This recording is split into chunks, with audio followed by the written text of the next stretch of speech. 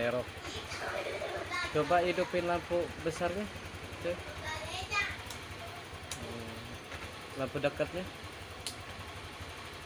Tombolnya yang ini. Nah, lampu jauh. Lampu tembak. Oke, mantap.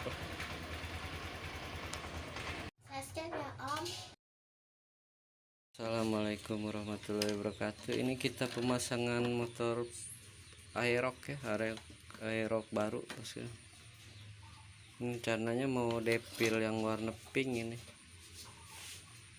Alisnya, kalau alisnya biru ya, udah saya bongkar. Itu motornya.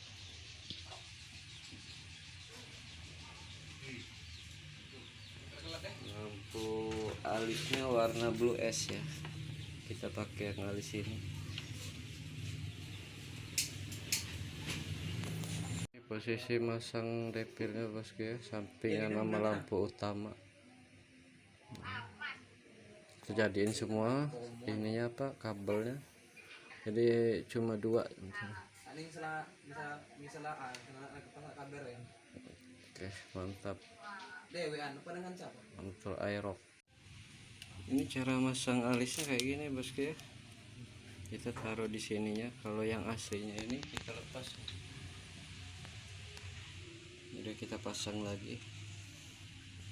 Tinggal kita pakai tutupnya ini kan.